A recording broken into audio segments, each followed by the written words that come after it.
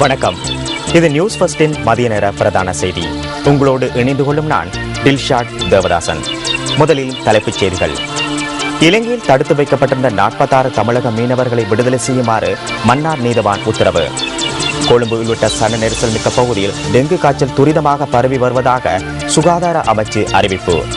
அம்பாறை கல்முனை தனியார் பஸ்களின் ஊழியர்கள் இன்று பணி பகிஷ்கரிப்பில்.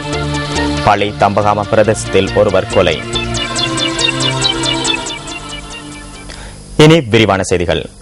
இலங்கையில் தடுத்து வைக்கப்பட்டிருந்த 46 தமிழக மீனவர்களை விடுதலை செய்யுமாறு மன்னார் நீதவான் இன்று உத்தரவு பிறப்பித்துள்ளார்.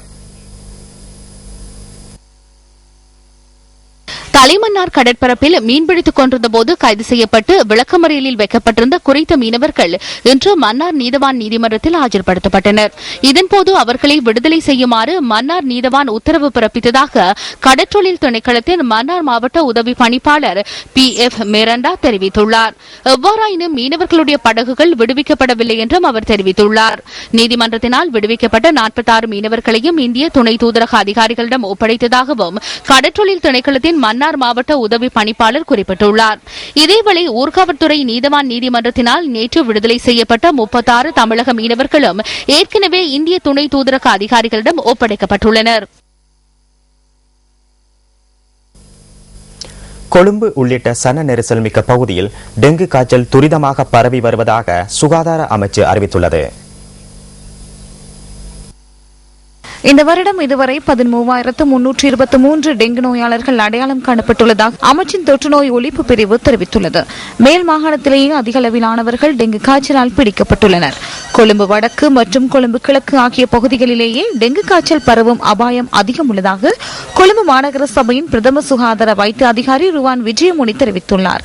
கிருளப்பனையில் மாத்திரம் 14 டெங்கு நோயாளர்கள் அடையாளம் காணப்பட்டுள்ளனர். இதேபோல கொழும்பு தேசிய வைத்தியசாலையில் மாத்திரம் தற்போது 90 டெங்கு நோயாளர்கள் அனுமதிக்கப்பட்டுள்ளனர். அவர்களில் 23 பேர் டெங்கு காய்ச்சலின் பருதுரமான நிலையை அடைந்துள்ளதாக வைத்தியசாலையின் பணிப்பாளர் டாக்டர் அனில் ஜாசிங்க தெரிவித்தார்.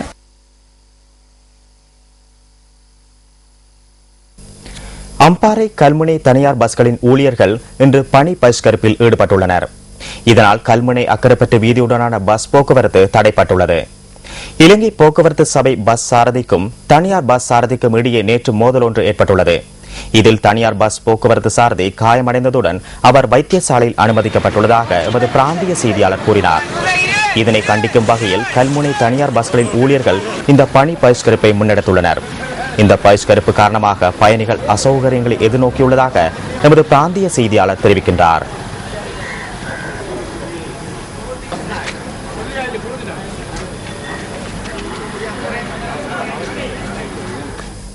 கிளிநொச்சி பளை தம்பகாமம் பிரதேசத்தில் ஒருவர் கொலை செய்யப்பட்டுள்ளார். ஒரு பிள்ளையின் தந்தையான 27 வயதுடைய முத்தியா திலிபன் என்பவரே இன்று காலை கத்தியால் வெட்டி கொலை செய்யப்பட்டுள்ளதாக எமது செய்தியாளர் தெரிவித்தார். 2 தரப்பினருக்கு இடையே சில காலமாக நிலவிய வந்த தகராறே கொலைக்கு காரணம் என்பது தெரிய வந்துள்ளது. கொலையுடன் தொடர்புடைய சந்தேக நபர் கைது செய்யப்பட்டுள்ளதாக போலீஸ் ஊடகப் பிரிவு தெரிவித்துள்ளது. சம்பவம் தொடர்பில் பளை போலீசார் விசாரணைகளை மேற்கொண்டு வருகின்றனர்.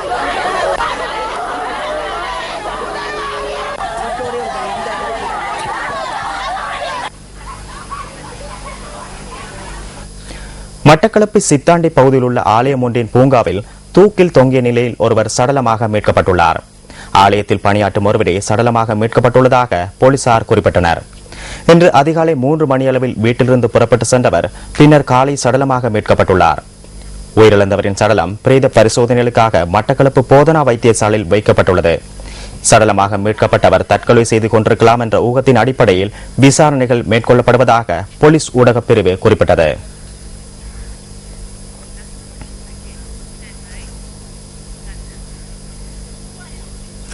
எத்தனால் உற்பத்தி செய்யும் பிரபல வெளிநாட்டு நிறுவனம் ஒன்றுடன் எதிர்வரும் 2 வாரங்களுக்குள் உடன்படிக்கை ஒன்றை கைச்சாத்திடவுள்ளதாக சீனி கைத்தொழில் அபிவிருத்தி அமைச்சர் லக்ஷ்மண் செனவிரத்ன தெரிவிக்கின்றார். பண்டாரவளை பிரதேச செயலகத்தில் நேற்று நடைபெற்ற நிகழ்வொன்றிலேயே அவர் இதனை தெரிவித்தார். ஊவா மாகாண கரும்பு செய்கை மற்றும் சீனி கைத்தொழிலை கட்டியெழுப்பது தொடர்பில் பிரதேச விவசாயிகள் மற்றும் சமூக அபிவிருத்தி அதிகாரிகளை தெளிவூட்டுவதற்கான இந்த நிகழ்வு ஏற்பாடு செய்யப்பட்டிருந்தது. තව අවුරුදු 4-5ක් යද්දී ලෝකයේ සීනි නිෂ්පාදනය 4-5 வருடங்களுக்கு பின்னர் உலகில் சீனி உற்பத்தி செய்யும் நாடுகள் எமக்கு சீனியை அனுப்பப் போவதில்லை. அவர்கள் சீனியின் மூலம் பயோ டீசல் உற்பத்தி செய்கின்றனர். அதனை அவர்கள் சூழலுக்கு ஏற்ற பயோ எத்தனால் என கூறுகின்றனர். தற்போது உலகின் அனைத்து நாடுகளில் வாகனங்களுக்கு 12% பயோடீசல் பயன்படுத்தப்படுகின்றது. எமக்கு பயன்படுத்த பயோடீசல் இல்லை. எமது மதுபானங்களிலும் எத்தனால் இல்லை.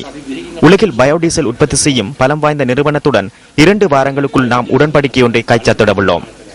இதற்கான தொழிற்சாலையை பதுளை மாவட்டத்தில் நிர்மாணிக்க எண்ணியுள்ளோம். உங்களால் முடிந்தால் தொழிற்சாலையை அமைக்க 150 ஹெக்டேர் நிலப்பரப்பை தேடி தாருங்கள்.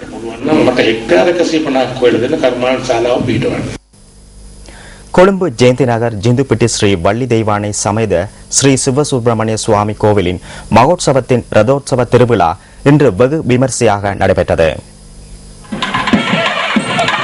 கொழும்பு ஜெயந்தி நகர் ஜிந்துப்பிட்டி ஸ்ரீ வள்ளி தெய்வானை சமேத ஸ்ரீ சிவசுப்பிரமணிய சுவாமி கோவிலின் மகோற்சவ திருவிழா இம்மாதம் 2ஆம் திகதி கொடியேற்றத்துடன் ஆரம்பமானது. 11 நாட்கள் இடம்பெறும் இந்த ஆலயத்தின் திருவிழாவில் இன்று காலை 7 மணிக்கு ரதோற்சவம் நடைபெற்றதுடன் மாலை 6:30 மணியளவில் மகேஸ்வர பூசையும் இடம்பெறவுள்ளது.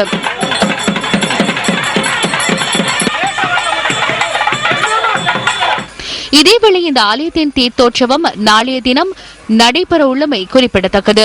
இன்று இடம்பெற்ற ரதோற்சவ திருவிழாவில் நாட்டின் பல்வேறு பகுதிகளில் இருந்தும் பல்லாயிரக்கணக்கான பக்தர்கள் கலந்து கொண்டு ஸ்ரீ சிவசுப்பிரமணிய சுவாமியின் அருளை பெற்றுக் கொண்டனர். கொழும்பு ஸ்ரீ வரமரு விநாயகர் ஆலயத்தின் புனராவர்த்தன பிரதிஷ்டா மகா கும்பாபிஷேகம் இன்று இடம்பெற்றது. கொழும்பு இந்து மகா வித்யாலயத்தின் வளாகத்தில் எழுந்தருளியிருக்கும் ஸ்ரீ வரமருள் விநாயகர் ஆலயத்தின் புனராவர்த்தன பிரதிஷ்டா மகா கும்பாபிஷேகம் இன்று காலை இடம்பெற்றது. கடந்த ஞாயிற்றுக்கிழமை காலை விநாயகர் வழிபாட்டுடன் ஆரம்பமான கிரியைகளில் நேற்று எண்ணெய் காப்பு சாத்தப்பட்டது.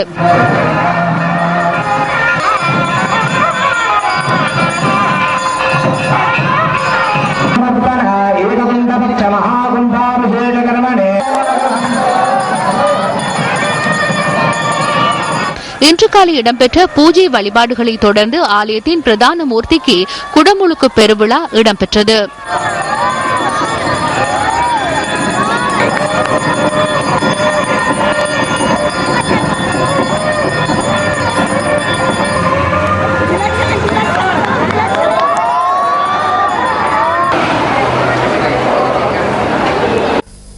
கிழக்கு மாகாண சபை உறுப்பினர் டாக்டர் நவரத்ன ராஜாவின் வெற்றிடத்திற்கு இனிய பாரதி நியமிக்கப்பட்டுள்ளார். கிழக்கு மாகாண ஆளுநர் ரியல் அட்மிரல் மொஹான் விஜய விக்ரம முன்னிலையில் இன்று காலை இவர் சத்திய பிரமாணம் எடுத்தார். இந்த நிகழ்வில் கிழக்கு மாகாண முதலமைச்சர் உள்ளிட்ட பலர் பங்கேற்றிருந்தனர்.